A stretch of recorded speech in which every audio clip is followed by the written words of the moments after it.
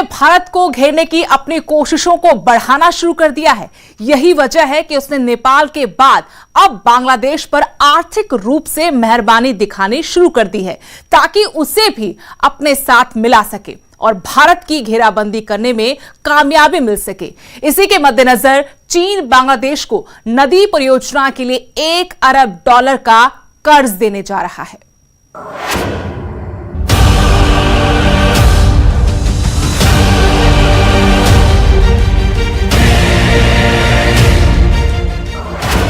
Dragon की एक और चाल।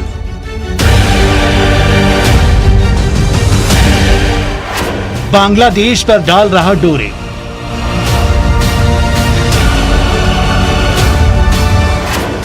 बांग्लादेश पर चीन की आर्थिक मेहरबानी।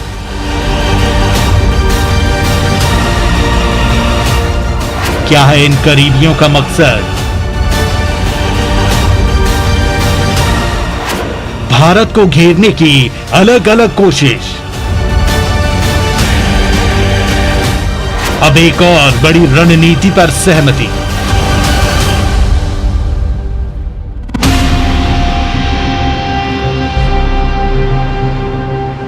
चीन की नीति रही है विस्तारवाद। पूरी दुनिया चीन के विस्तारवाद से वाकिफ है।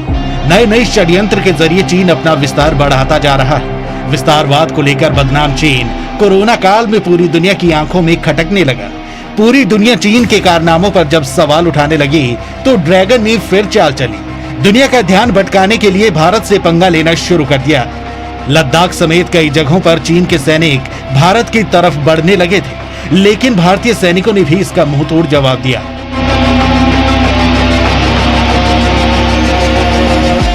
इन सब से भी जब चीन का दिल नहीं भरा तो चीन ने भारत को घेरने और मानसिक तौर पर दबाव बढ़ाने के लिए भारत के पड़ोसी मुल्कों को अपने चंगुल में फंसाना शुरू कर दिया।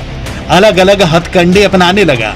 चीन ने पहले पाकिस्तान, फिर नेपाल और अब बांग्लादेश को अपने झांसे में लेना शुरू कर दिया है। यही वजह है कि एक बार फिर चीन बांग्लादेश को मदद देने जा रहा है, ताकि इस मेहरबानी के एहसान से बांग्लादेश को अपनी तरफ मिला सके और भारत की घेराबंदी की जा सके। बांग्लादेशी मीडिया की रिपोर्ट के मुताबिक चीन बांग्लादेश को नदी परियोजनाओं के लिए $1 अरब का कर्ज देने जा रहा है। भारत के लिए ये चिंता की बात इसलिए भी है क्योंकि भारत के साथ बांग्लादेश की नदी जल बंटवारे को लेकर समझौता तमाम कोशिशों के बाद भी नहीं हो सका है। बेनार न्यूज से बातचीत में बांग्लादेश के जल संसाधन मंत्रालय के तहत जल विकास बोर्ड के additional chief engineer Jyoti Prasad Ghosh ने कहा, तीस्ता नदी के प्रबंधन के लिए एक बहुत बड़ी परियोजना को शुरू किया जा रहा है, जिसकी फंडिंग को लेकर चीन ने सहमति दे दी है। उम्मीद है कि हम दिसंबर महीने से इस परियोजना की शुरुआत कर सकते हैं। मई महीने में बांग्लादेश के वित्त मंत्रालय ने रंगपुर इलाके में तीस्ता नदी प्रबंधन से जुड़ी परियोजनाओं के लिए $853 मिलियन की मदद मांगी थी। ये पहली बार है जब चीन बांग्लादेश की नदी प्रबंधन से जुड़ी किसी परियोजना में शामिल होगा और इसके लिए उसे कर्ज मुहैया कराएगा। बांग्लादेश के एक अन्य अखबार डेली स्टार ने इकोनॉमिक रिलेशन डिवीजन को लिखे गए एक पत्र का हवाला दिया, जिसमें मंत्रालय ने चीन से तीस्ता नदी प्रोजेक्ट के लिए 883.27 मिलियन का कर्ज मांगा था। प्रोजेक्ट की समरी में कहा गया था कि सुरक्षात्मक कदम न उठाने की वजह से हर साल बाढ़ से संपत्तियों, घरों को नुकसान पहुंच रहा है। बाढ़ आने से मृदा अपरदन की गंभीर समस्या भी सामने आ रही है।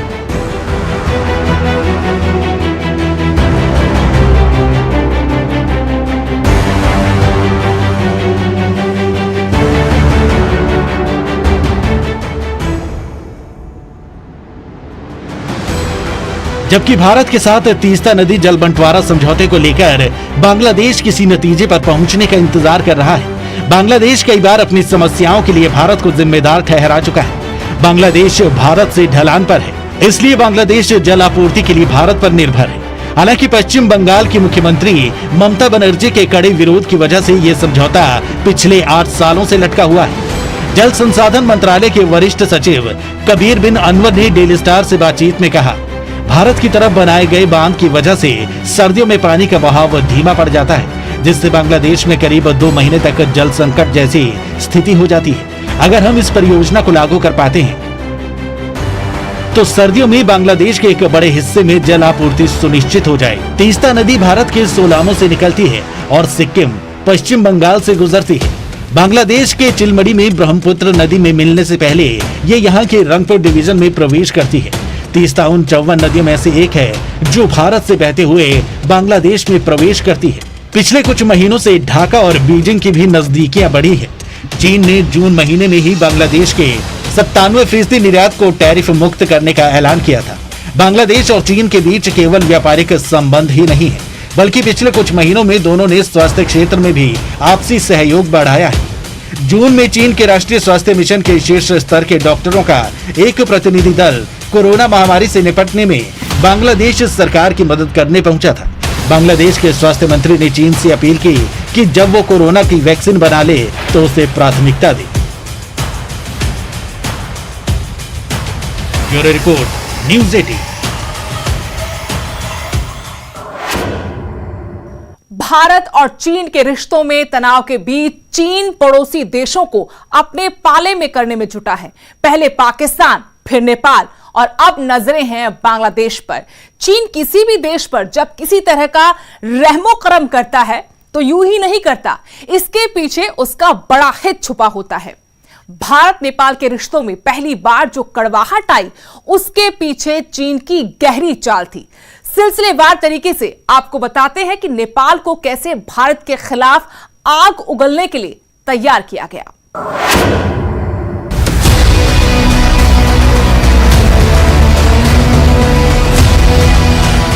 आमतौर पर भारत और नेपाल के रिश्ते सामान्य रहते हैं, लेकिन बीते कुछ महीनों से इस रिश्ते में थोड़ा बदलाव देखने को मिला है, खासकर भारत के प्रति नेपाल के रवैये को लेकर। नेपाल और भारत के रिश्तों में तल्खी उस वक्त पैदा हो गई थी जब नेपाल ने मई के महीने में विवादित इलाके को नए नक्शे के जरिए अपना इलाका बताया था। भारत ने इस कदम का विरोध किया, लेकिन फिर भी नेपाल नक्शे पर अड़ा रहा और उसके बाद नेपाल ने एक संवैधानिक संशोधन कर नए नक्शे को मंजूरी दे दी। नेपाल ने नए नक्शे में लिपुलेख, कालापानी और लिम्पियाधुरा को अपना इलाका बताते हुए नए नक्शे में शामिल किया था। भारत ने नेपाल के नए नक्शे को मानने से इनकार किया और कहा कि वो ऐतिहासिक तथ्यों या साक्ष्यों पर आधारित नहीं है। बस ये तल्खी बढ़ती गई। इसमें घी डाला नेपाल के पीएम ओली की बार बार बेबुनियाद बयानबाजी ने। ऐसा पहली बार था कि नेपाल भारत के खिलाफ इस तरह से पेश आ रहा था। सब हैरान थे कि अचानक ऐसा क्या हो गया कि नेपाल ने तेवर दिखाने शुरू कर दिए। छोटी छोटी मुसीबत पर मदद के लिए भारत की तरफ देखने वाला नेपाल इतना सशक्त कब से और कैसे हो गया कि भारत को आंखें दिखाए। जब गहराई में जाकर पड़ताल की तो पता चला चालबाज चीन के उकसावे में आकर नेपाल लगातार भारत के साथ अपने रिश्तों में तल्खी ला रहा है।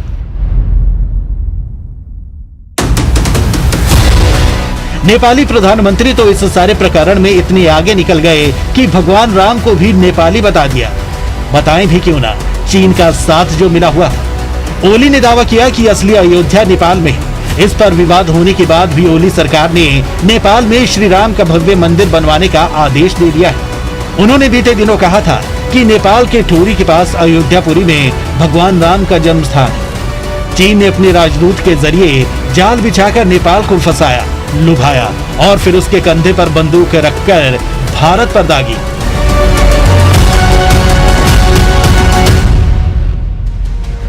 चीन अभी अपनी हरकतों से बाज कहां आने वाला था। अब नेपाल की गोरखा कम्युनिटी के युवाओं के इंडियन आर्मी में शामिल होने से चीन परेशान है। इस कारण चीन ने गोरखा युवाओं पर स्टडी के लिए काठमांडू के एक एनजीओ को 12.7 लाख नेपाली रुपए दिए। चीन ये पता लगाना चाहता है कि गोरखा समुदाय के युवा इंडियन आर्मी ज्वाइन करने के लिए क्यों उतावले रहते हैं। सूत्रों ने कहा, जून के पहले हफ्ते में नेपाल में चीन की राजदूत हो यानकी ने Nepali NGO China study centre को फंड दिया है। उन्हें कई चीजों पर स्टडी करने के लिए कहा गया है, जैसे नेपालियों के भारतीय सेना में शामिल होने के कारण नेपाल के ऐसे इलाके जहां ये भर्तियां होती हैं और उनके सामाजिक और आर्थिक असर जैसे टॉपिक शामिल हैं। इंडियन आर्मी में 7 गोरखा रेजिमेंट्स हैं। इनमें लगभग 28,000 नेपाली नागरिक शामिल हैं। रेजिमेंट्स की कुल 39 बटालियन है। कुल मिलाकर 11 गोरखा रेजिमेंट थी, जिनमें से 4 आजादी के बाद ब्रिटिश सेना में चली गई। नेपाली पीएम तो अब चीनी जुबान ही बोल रहे हैं। इसमें भारत को कोई हैरानी भी नहीं है। ओली का कहना है, नेपाली गोरखों की इंडियन आर्मी में भर्ती 1947 में भारत, ब्रिटेन और नेपाल के बीच समझौते के बाद शुरू हुई। अब इस समझौते का कोई मतलब नहीं है। प्रधानमंत्री केपी शर्मा ओली के ब्रिटेन की पूर्व प्रधानमंत्री थेरेसा मे के साथ मुलाकात के दौरान पहली बार इस मुद्दे को उठाया था।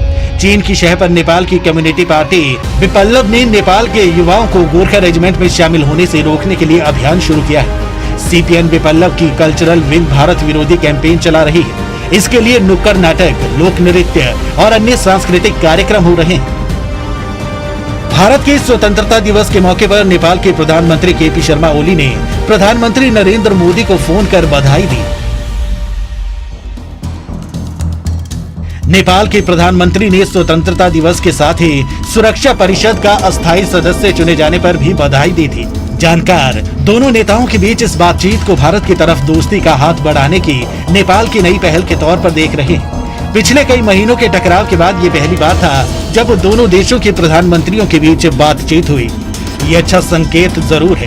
भारत ने कोरोना काल में 10 वेंटिलेटर देकर नेपाल की मदद भी की, लेकिन यहाँ एक बात कभी नहीं भूलनी चाहिए कि जब तक विस्तारवादी सोच वाला चीन नेपाल में अपनी गतिविधियों को बंद नहीं करता, नेपाल पर भरोसा नहीं करना चाहिए। नेपाल वही कर रहा है, वही बोली बोल रहा है जो चीन चाहता है। भारत भी अब फूंक फूंक कर कदम बढ़ाएगा। Bureau report, news 18।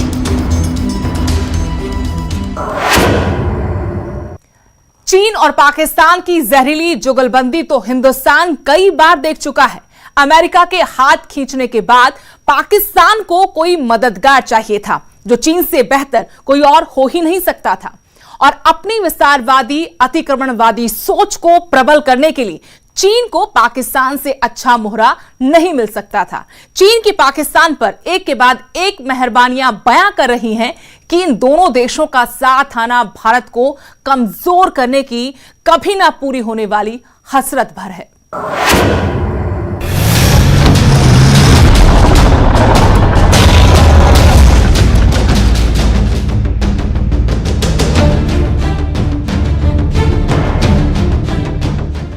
चीन और भारत लद्दाख में आमने सामने हैं। तनाव इतना बढ़ गया कि दोनों के कई सैनिक सीमा पर शहीद हो गए। भारत के साथ चीन की तनातनी चल रही है, लेकिन एक गहरी साजिश के साथ चीन ने हाल ही में भारत के पड़ोसी देशों के लिए काफी बड़े कदम उठाए हैं। भारत से वो सीमा विवाद में उलझा हुआ है, लेकिन भारत के पड़ोसियों का मददगार बन रहा है। पाकिस्तान से पहले ही वो हाथ मिला चुका है, वहाँ कई तरह के निर्माण भी कर रहा है। इनमें बंदरगाह, हाईवे निर्माण शामिल है। इसी तरह नेपाल में भी चीन ने काफी पैसा लगाया है। नेपाल को तिब्बत से जोड़ने के लिए वो रेलवे लाइन भी बिछा रहा है। श्रीलंका में भी चीन ने ऐसा ही किया है। यहाँ पर उसने एक एयरपोर्ट और बंदरगाह तैयार किया है। ताजा उदाहरण बांग्लादेश का है। चीन ने बांग्लादेश पर $1 अरब मदद की मेहरबानी दिखाई है। यकीनन ड्रैगन कुछ बड़ा और खतरनाक मंसूबा पाल रहा है, तभी तो अपनी तिजोरी का मुंह खोल दिया है। एक तरफ जुलाई के आखिरी हफ्ते में चीन ने तिब्बत में 4600 मीटर की ऊंचाई पर आर्टिलरी गनों की तैनाती की। चीन ने तिब्बत क्षेत्र में सेना की तैनाती बढ़ा दी है और कंबाइंड आर्म्स ब्रिगेड को भारत से लगी लाइन ऑफ एक्चुअल कंट्रोल के पास तैनात किया गया है। भारत और चीन के बीच जारी विवाद कई दौर की मिलिट्री और डिप्लोमेटिक वार्ता के बाद भी सुलझ नहीं सका है। पूर्वी लद्दाख से पीछे हटने के वादे से चीन के मुकरने के बाद भारतीय सेना ने भी लंबे वक्त तक मोर्चा संभालने की पूरी तैयारी कर ली है। चीन ने वादे के खिलाफ जाते हुए सीमावर्ती इलाकों में निर्माण भी कर लिए हैं, लेकिन भारत के पड़ोसियों पर हद से ज्यादा दयालु हो रहा है, रिश्ते प्रगाढ़ कर रहा है। भारत के कट्टर दुश्मन पाकिस्तान को अत्याधुनिक डिफेंस प्रोडक्ट बेचकर सैन्य क्षमता बढ़ाने में मदद कर रहा है। खुफिया सूत्रों के मुताबिक पाकिस्तान चीन से मीडियम रेंज, लंबे समय तक चलने वाले मानव रहित एरियल व्हीकल काई होंग 4 CH-4 थोक में खरीद रहा है। CH-4 इराकी सेना और रॉयल जॉर्डन वायु सेना में भी शामिल है। भारत के साथ पूर्वी लद्दाख में सीमा पर तनाव के बीच चीन और पाकिस्तान ने आपस में अरबों डॉलर का समझौता किया है। पाकिस्तान के हिस्से वाले कश्मीर के कोहोला में $2.4 अरब के हाइड्रो पावर प्रोजेक्ट के लिए यह समझौता हुआ है। ये project belt and road initiative का हिस्सा है, जिसके जरिए यूरोप, एशिया और अफ्रीका के बीच कमर्शियल लिंक बनाने का उद्देश्य है। इस प्रोजेक्ट की मदद से देश में बिजली सस्ती हो सकती है। पाकिस्तान की सरकार ने कश्मीर के सुधरनोटी जिले में झेलम नदी पर आजाद पट्टान हाइड्रो प्रोजेक्ट का ऐलान किया। ये बांध चीन पाकिस्तान आर्थिक गलियारे का हिस्सा है। इस प्रोजेक्ट को कोहाला हाइड्रो पावर कंपनी ने डेवलप किया है, जो चीन की 3 गॉर्गेज कॉरपोरेशन की इकाई है। समझौते पर दस्तखत के समारोह में पाकिस्तान के प्रधानमंत्री इमरान खान भी और चीन के राजदूत याओ जिंग शामिल थे। पीएम के स्पेशल असिस्टेंट असीम सलीम बाजवा ने इस डील को मील का पत्थर बताया है। पाकिस्तान को ड्रोन भी दे रहा है चीन पाकिस्तान को मिसाइलों से लैस ड्रोन विमान भी देने जा रहा है। चीन इस समय लद्दाख में अपने हमलावर ड्रोन विंगलोंग 2 के जरिए भारतीय इलाकों की निगरानी कर रहा है। चीनी ड्रैगन अब ऐसे ही 4 ड्रोन विमान पाकिस्तान को देने जा रहा है। चीन का दावा है कि इससे चीन पाकिस्तान आर्थिक कॉरिडोर और बलूचिस्तान में बन रहे चीनी नौसेना की बेस की सुरक्षा की जा सकेगी। चीन की चालाकियों को भारत समझ चुका है। अब पीओके में भी चीन की हरकतों के खिलाफ आवाज उठने लगी है। चीन और पाकिस्तान की जहरीली जुगलबंदी के खिलाफ पीओके ताल ठोक कर खड़ा हो गया है। पीओके की राजधानी मुजफ्फराबाद में लोग चीन के खिलाफ सड़कों पर उतरे। उन्हें आक्रोश इस बात का है कि चीन डैम बनाकर नीलम और झेलम नदियों के पानी से लोगों को वंचित कर रहा है। खूबसूरत पीओके में 2 नदियां बहती है, नीलम और झेलम। दोनों में यहाँ के लोगों की जान बसती है, क्योंकि दोनों की वजह से यहाँ की इकोनॉमी चलती है। सदियों से खेतीबाड़ी, खाने पीने का मुकम्मल इंतजाम करती रही हैं नीलम और झेलम, और अब इन्हीं नदियों पर चीन ने डाला है डाका। तभी तो हम कह रहे हैं कि बिना मुनाफे के चीन किसी का मददगार नहीं बनता। भारत के दुश्मनों की मदद करना और भारत के दोस्तों को तंग परेशान करना ही चीन का मकसद है। तभी तो नेपाल को अपने जाल में फंसाकर हिंदुस्तान के खिलाफ उकसा रहा है।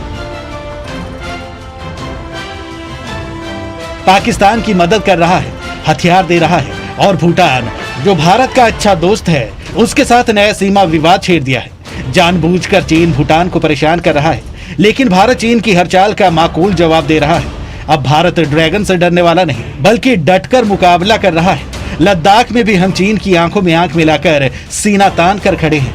1 इंच जमीन पर चीनी सैनिकों के पैर नहीं पड़ने देंगे।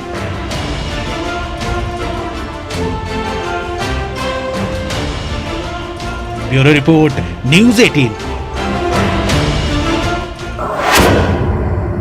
हमारी इस खास पेशकश में इतना ही। देश दुनिया की ताजा अपडेट के लिए आप देखते रहिए न्यूज़ 18।